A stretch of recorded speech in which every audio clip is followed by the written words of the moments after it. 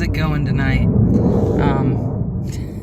know it might be a little strange, me just chilling in my car for this video, but it's probably about the quietest place I could find. So tonight we're going to be discussing 1 Kings chapter 16 through 18.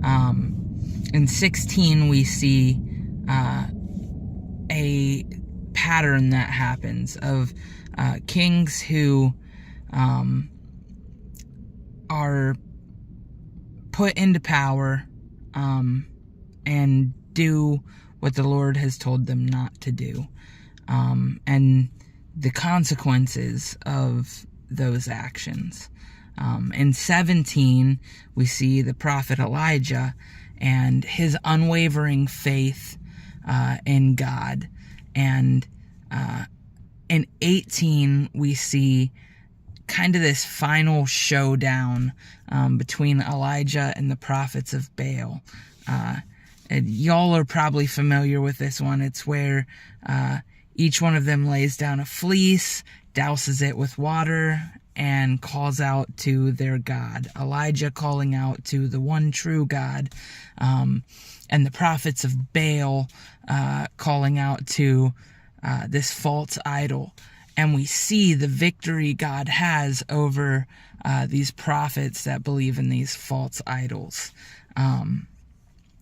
So I'd like to focus in on the theme that we see that kind of encompasses all three of these, which is those who disobey the Lord and don't follow his teachings, unfortunately coming to the end of their lives, and at the end of their lives reaping the consequences of their negative actions.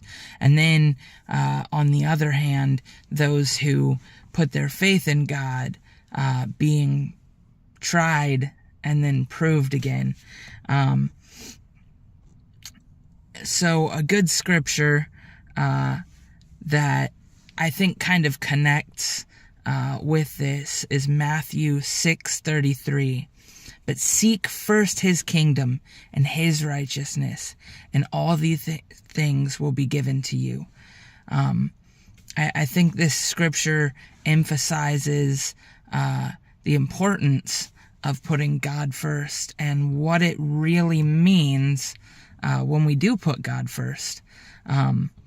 Another king that we see, and that we actually just saw earlier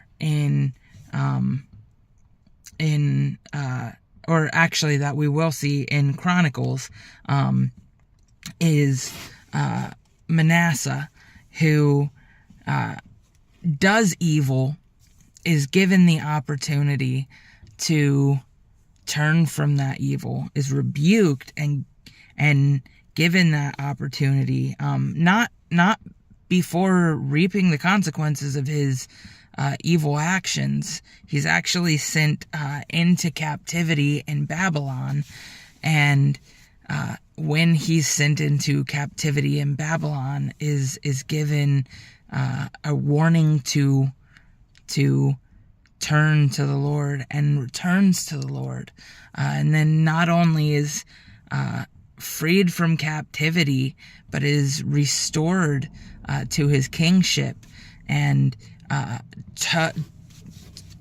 talks to Israel, which many of these kings, as the kings either turned from the Lord or sought the Lord,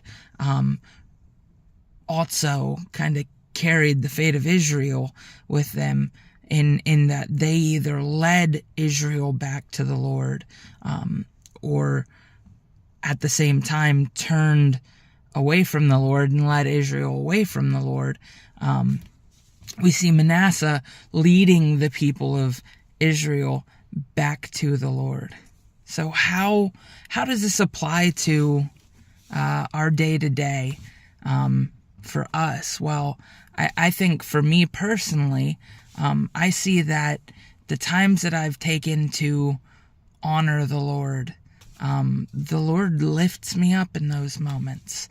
That if I put God first in something, that not only am I being an example to those around me of God's goodness, but also when I choose not to listen to the Lord, it kind of is reflective of my own foolishness and my own inability to really succeed in the things that God has not called me to.